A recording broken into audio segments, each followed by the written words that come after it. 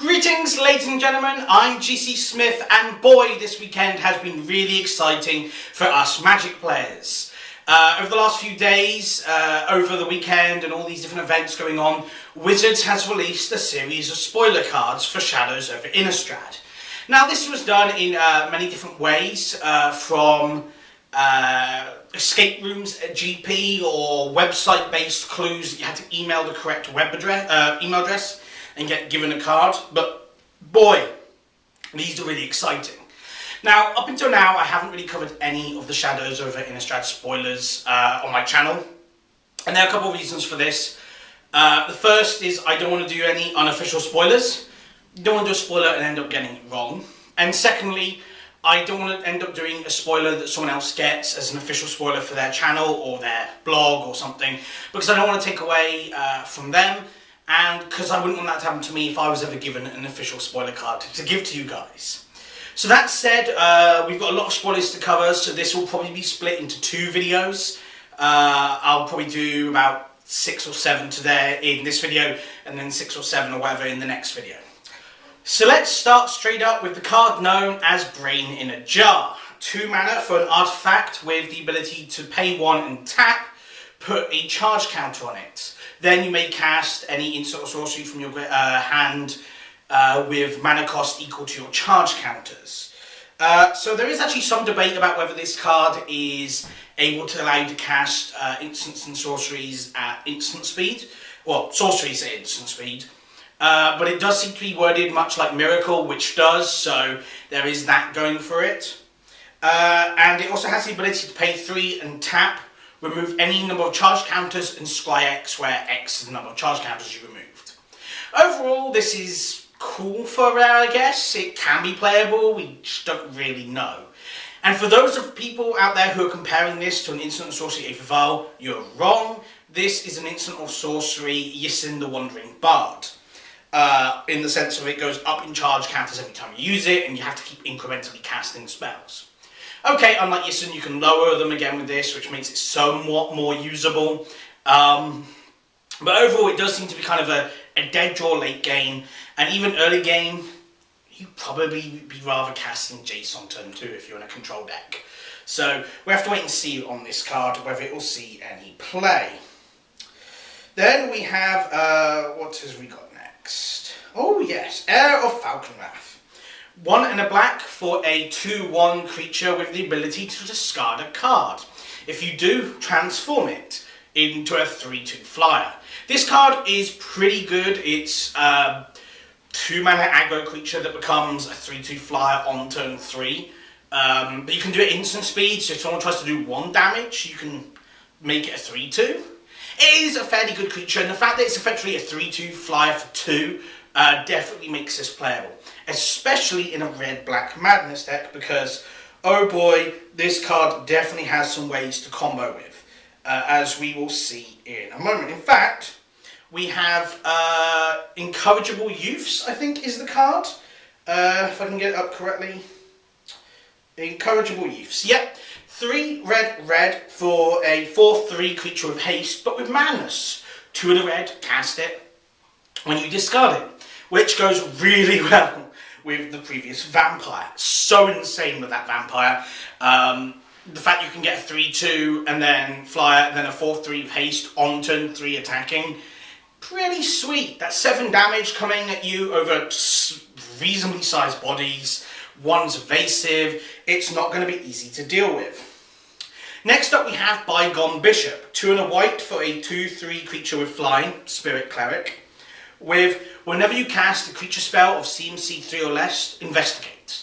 Now we all know that investigate is the mechanic where you put a clue into play whenever you use it. It's a fairly cool creature actually. A 2/3 flyer for 3 is not bad. It's in reasonable tribe, one of which should get some support, I guess, in the Shadows over Innistrad block. And it does give you some form of card advantage late game. Now, a lot of people are comparing this to Mentor the Meek from original Innistrad block, and that is a fair comparison. Some are arguing this is slightly better than Mentor the Meek, simply because you don't have to spend the mana then and there to draw a card, which allows you to cast a 3-drop when you only have 3 mana and still draw cards later. But there's also the argument that it's worse because you could use Mentor the Meat with tokens, and you could, if Mentor the Meat was around today, in Standard you'd be able to use it with Collected Company, which you couldn't use this with. Well, you can, but you won't be getting the card draw ever with that. So that's a shame. Next up, we've got Pick the Brain. 2 and a black for a sorcery with Delirium. Target player reveals their hand, and you choose a non-land card from that hand and exile it. If Delirium's online, so 4 more card types in your graveyard, you exile all cards with the same name as that card from their hand, graveyard, and library. Not an awful effect. It might see some standard play, though I'm not certain of it. Again, it's fairly powerful as an individual effect, and definitely has some play. Though I do think 3 mana might be slightly too expensive for a discard effect, but if you really need to get rid of multiple copies of a spell, it's not bad. Maybe a one-off in black-based control decks, simply because it allows you to remove multiple threats that are hard to remove. And there are a few threats like that, so maybe it'll see some main board or even just sideboard play. Next up, we have a couple of cards that actually reference original Innistrad in their entirety or flavour. So first up, we have Aberrant Researcher. 3 in a blue for a 3/2 human creature insect, or human insect creature, sorry, with flying, and at the beginning of your upkeep, put a top card of your library into your graveyard. If it's an instant or sorcery, transform this card. Now, if I've managed to do my technobabble correctly and got the picture on the screen, you should see that this is basically Delver of Secrets, which should also be making sense based on the power and toughness. 3/2 flyer. And it does seem to be that he's trying to continue in his own research and transform himself again. And as we see, he transforms into a 5/4 insect horror with flying. Wow, he's going up in the world. Now, I won't disagree that this is actually weaker than the original Delver. A 1 mana 3/2 flyer is a lot weaker than a 4 mana 3/2 flyer, or even a 4 mana 5/4 flyer, because turn 1 is vastly different to turn 4. That said, this card probably would still be good in limited. A 3/2 flyer for 4 is actually a reasonable body, and if you get it to transform, a 5/4 flyer is actually quite hard to deal with in most limited formats. Though we still have to wait to see what Shadows over Innistrad has for all of us. Next up, we have Reckless Dead. Black for a 2/2 black zombie creature with Menace and 2 triggered abilities, both triggering on death, so it's quite cool. The first one is when Relentless Dead dies, you may pay a black and return it to your hand.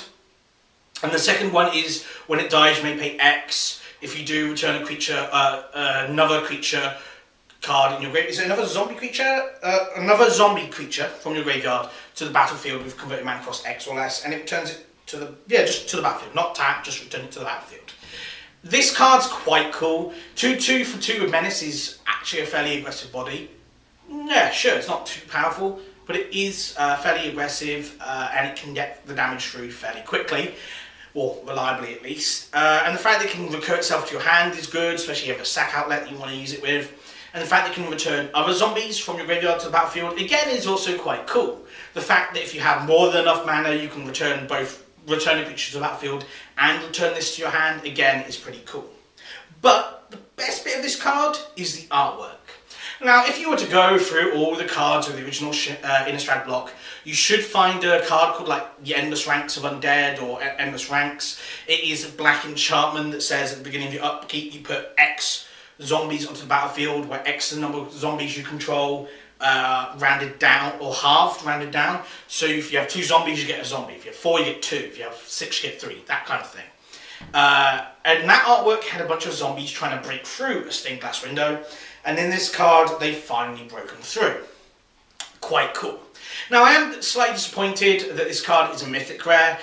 Probably could have been a rare, even with all its abilities, but hey, still a really cool card. Next up, we have a mythic, probably worthy of the title mythic. Not because it's crazy powerful or super playable, but just because it looks so darn cool and does stuff that's kind of cool.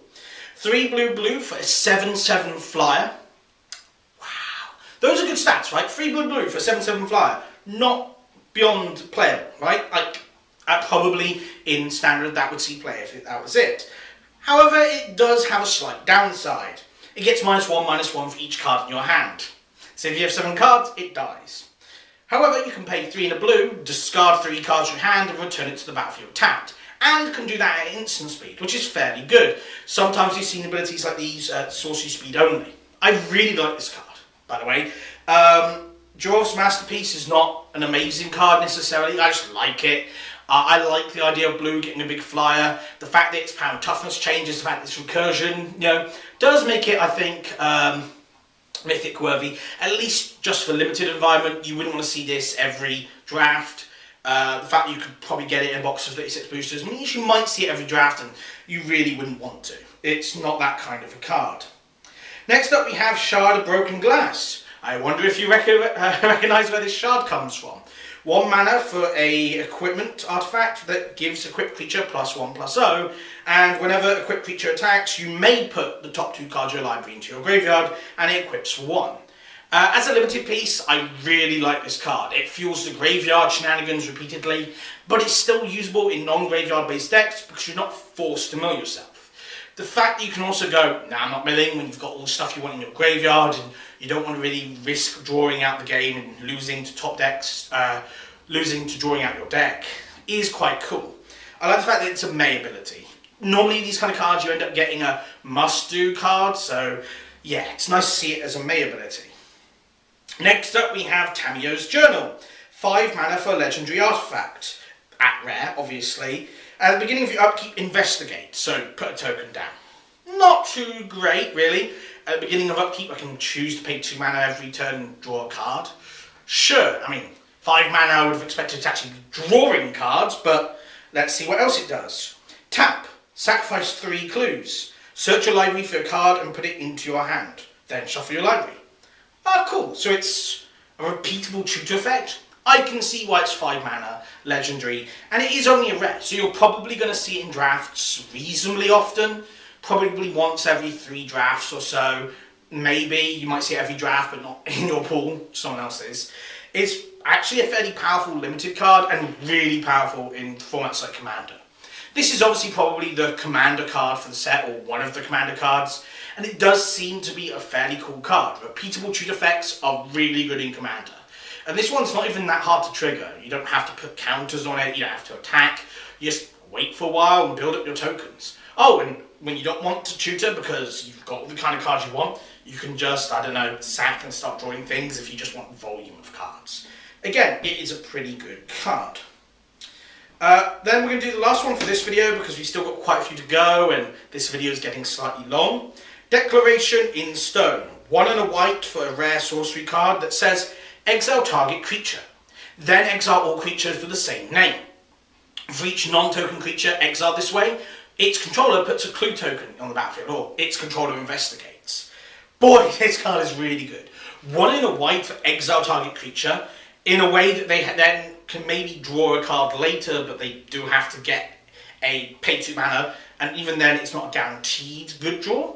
That's a fairly good card. Sure, it's not a black instant, but it does exile a creature, can exile multiple creatures, and if used against token strategies, it wipes the board completely.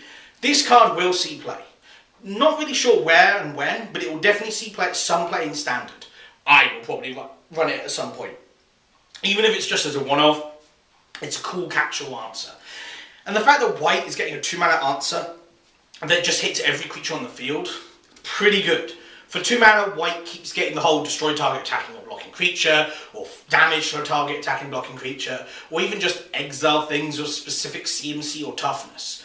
Normally, white does not get a generic catch-all answer, and this is it. This is something really cool, and is something on the similar levels of Path to Exile and Sword to Plowshares. It exiles a creature and gives your opponent something in response.